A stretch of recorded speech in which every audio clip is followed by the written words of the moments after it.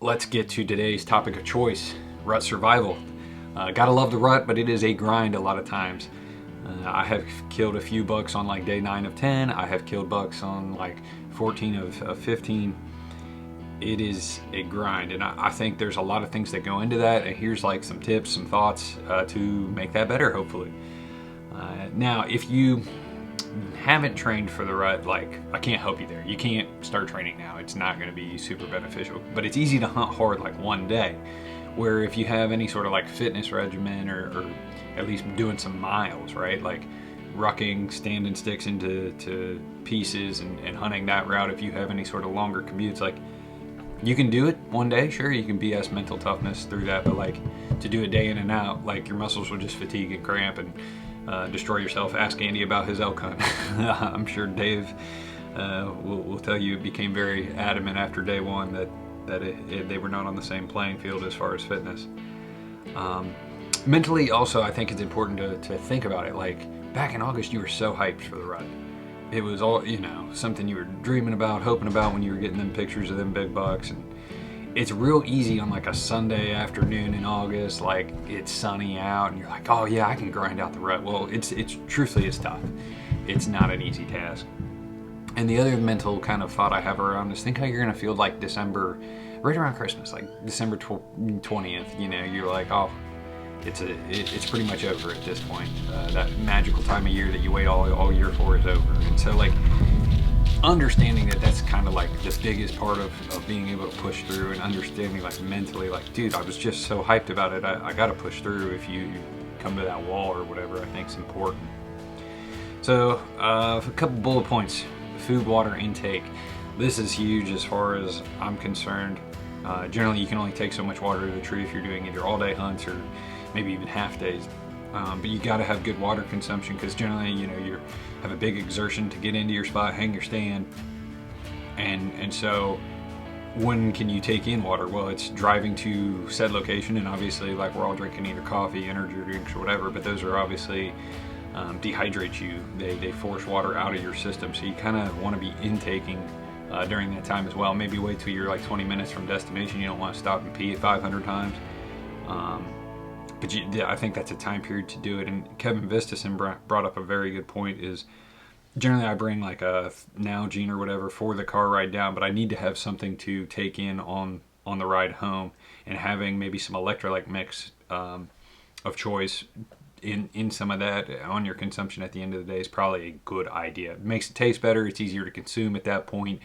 All really good things. A little extra go juice.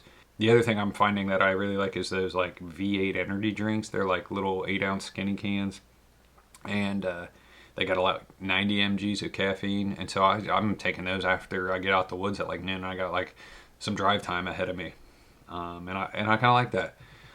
The other thing I have there on water intake, in the back of my truck, I keep like a 24 pack of water.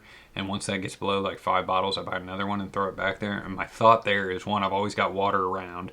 Having that pack of water there, not only for hunting in and out, day-to-day water consumption, but then the day you kill, it's kind of nice to have some extra bottles of water around just for hydration purposes on the big drag out or the pack out that you're going to have, hopefully. I have notes here on getting good food.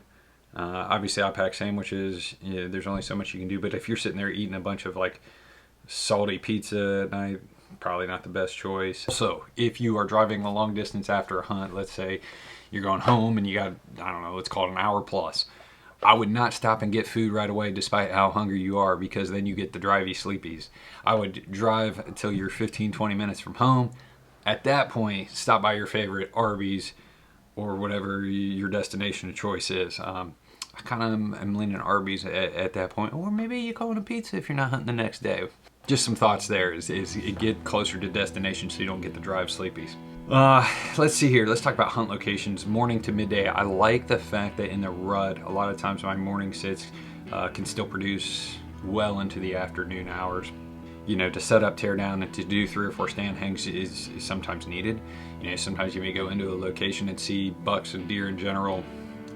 What if you saw a hot doe? You got to shift that 30, 50, 60 yards, whatever you need to do. But I really like the fact that if I set myself up a lot of times to catch maybe a slight morning movement, or also that late morning, midday cruising. I have a weakness as far as that shift for that evening hunt. I don't have as good a rut hunts in the evening, which kind of leads me to a bullet point of mine, which is play to your strengths. If you can get up early and have better morning hunts, well, I would rather double my morning hunt output during the rut than necessarily take, like, let's say you only have 4 days of vacation and do 4 dark to darks. I would rather go 8 essential morning hunts to midday. That's just my preference. If I had a farm that maybe set up really well for evening, right? Like bucks coming out, checking some does, maybe you got some food plots or small food plots, whatever it may be. Maybe you play the evening game and you hunt 6 evenings and 4 mornings. You know, you kind of toss them in there. I think play to your strengths. Avoiding burnout is one we mentioned at the start of this. You know, Rick's coming home for a few days. Like, he was clearly hunting like the week of, let's call it October 22nd. Dude, we had like 3 days of 70s. And I just don't put a lot of high value in those days. If you're scheduled off for a select period of time and you only got limited PTO, sure, you got to hunt. But if you can kind of pick and choose and maybe you got some flexibility, I'd say, you know, come back home, rest it up. Like, don't kill yourself on these 75-degree days. You want to be fresh for that 38-degree morning and you can sit all day and the high is like 50.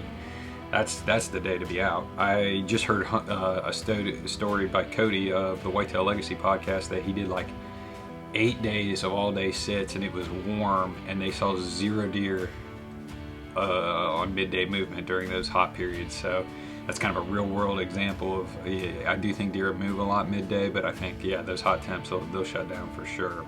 Talk about taking an evening off versus taking a morning off. See, that's where I'm like, play my strengths is, I would rather take an evening off if I was scheduled to hunt 8 days, get to bed on time, get a good meal.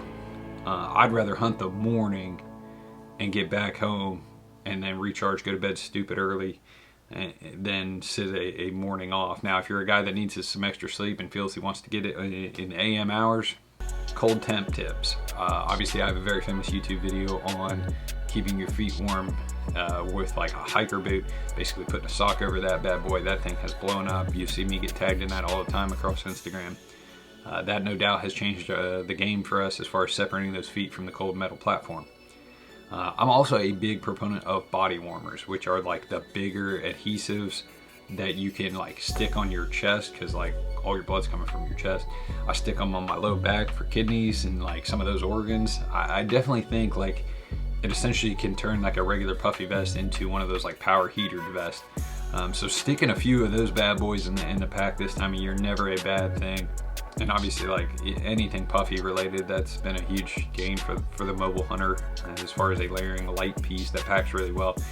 A lot of good stuff out there from a variety of companies. I definitely think those are worth having in the bag. Well, guys, that's all I got for your rut survival tips. Appreciate you guys tuning in. Team Harder and Bucks, we're out.